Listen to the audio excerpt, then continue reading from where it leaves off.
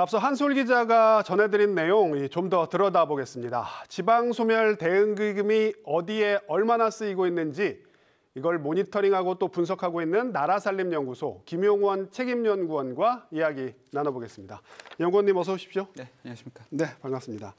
자, 기초자치단체 가운데 이제 더 인구가 빠르게 줄고 있는 인구 감소 지역, 이 지역의 지방소멸 대응기금의 집행률이 평균 37.6%.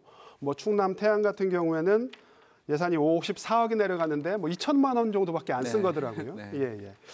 자, 나라살림연구소 분석에 의하면 실제 집행률은 이거보다 더 낮을 거다. 그렇게 보시는 이유가 뭡니까? 사실 기본적으로 요 지방소멸 대응기금 같은 경우에는 네. 광역단체도 내려가고 기초단체도 내려갑니다. 네. 근데 지금 사실 30% 넘는 집행률은 사실 조금 높게 나온 거예요, 오히려. 네. 왜냐하면 광역으로 내려간 돈은 거의 다 집행이 됐습니다. 네. 90%가 넘거든요. 네. 근데 이제 광역으로 내려간 돈이 집행이 된 이유가 뭐냐면은 네. 실제 돈을 쓴 게 아니라 네. 이제 기초단체로 그 돈을 내려주기 때문에 네. 그러니까 어쨌든 광역 입장에서 돈을 쓴 거죠. 네. 그럼 이제 결국은 기초에서 돈을 얼마나 썼느냐가 중요한데 예. 기초단체의 집행률은 사실 20%도 채 되지 않습니다. 네. 이게 가장 큰 이유는 사실은 이제 사업을 잘 못하고 있는 건데요. 기초에서 네. 해당 사업. 그 부분이 때문에 집행률이 가장 낮고 또 실질적으로 대부분의 예산이 그러니까는 실제 지자체가 사업을 하는 게 아니라 사업을 하는 곳에다가 단체에다가 네, 뭐 네. 출자, 출연, 위탁 이런 식으로 예산을 쓰고 있거든요. 네. 그러니까 이제 거기 돈을 줬으니까 우리는 쓴 거다라고 얘기하는데 실제 사업에 돈이 얼마나 들어가는지는 알 수 없는 거죠. 네. 그러니까 쉽게 말해서 광역 같은 경우에는 집행률이 높지만 이건 일종의 착시 효과다. 네. 기초에서 돈을 안 쓰고 있기 때문에. 네. 예.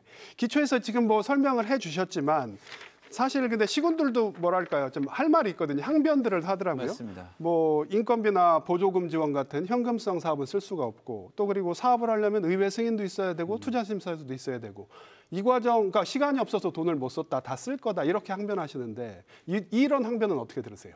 사실 이제 그건 조금 안 맞을 수 있고요. 왜냐하면 이 지방소멸 대응기금의 돈을 받기 위해서는 기본적으로 어떤 사업을 하겠다는 걸 제출을 해야 됩니다. 네. 그래서 그 평가에 그 사업에 대한 평가가 진행이 되고 네. 거기에 따라서 사실은 이제 돈이 얼마나 나갈지가 결정이 나거든요. 네. 기금에서. 그러니까 뭐 좋은 사업에는 많이 나가는 것이고 네. 그렇지 않은 사람은 적게 나가겠죠. 그러니까 네. 사실 사업 계획이 다 있는 상황이기 때문에 네. 뭐 준비가 부족해서 안 되겠다는 건 조금 말이 안 맞을 것 같고요. 네. 다만 이제 준비가 지자체 수준에서 보기에는 좀 미흡한 것이 있을 수는 있겠죠. 네. 근데 뭐 그거는 사실 어떻게 보면 지자체의 역량이 조금 부족한 부분에서 기인한 걸 수도 있습니다. 네.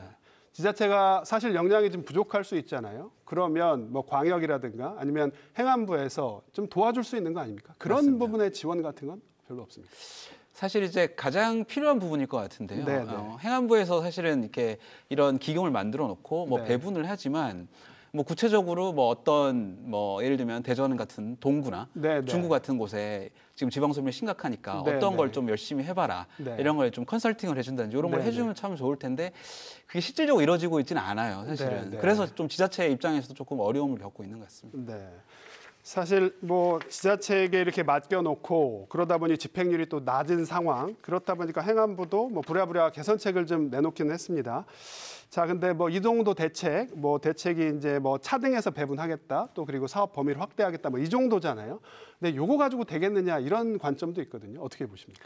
뭐 일단 4월 30일인가 이제 네, 행안부가 네. 내놓은 대책 같은 경우는 뭐 기존보다는 긍정적인 부분이 있습니다. 네, 원래 네. 이제 4단계로 차등하던 걸 2단계로 줄였고요. 네. 그러니까 이제 이렇게 하는 가장 큰 이유가 뭐냐면 그러니까 여러 년에 걸쳐서 돈이 좀 많이 들어가는 사업을 기존에 하기가 좀 어려웠어요. 네. 근데 이렇게 바꾸면서 그런 게 좀 가능해진다는 부분이 있고 네. 사업 범위도 좀 확장이 된 게 있습니다. 네. 그러니까 기존보다는 조금 더 유연하게 할 수 있는 부분이 있어서 현금 지원까지는 현금 지원까지는 아직 반영되지는 거기까지는 안 되는 않았고요. 거죠. 예. 다만 이제 그런 건 있습니다. 지금 이제 지원할 수 있는 범위를 넓혀주고 네. 조금 더 많은 금액을 단연도에 관해서 집행할 수 있게 해준 거는 긍정적인 건 맞는데 네. 근데 근본적인 문제가 해결되지 않았습니다. 뭐냐면 네. 지자체가 사실 역량이 부족하면 네. 어떤 사업을 해야 할지부터가 사실 고민이거든요.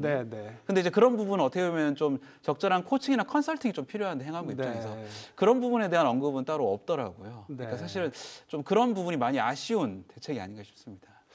그런 한계를 지적해 주셨고 지자체가 뭐 어떤 사업성 높은 걸 발굴한다 그래도 뭐 사실 더욱더 근본적인 그런 의문이 하나 남습니다. 그게 뭐냐면 저희가 저출산 고령화 해결하겠다고 18년 동안 뭐 380조 썼다고 했잖아요. 근데 지금 출산율 0.72명. 1조 원씩 10년간 10조 지원한다 그래서 지방 소멸 막을 수 있겠느냐 이런 근본적인 고민이 있잖아요. 이 부분은 어떻게 보십니까?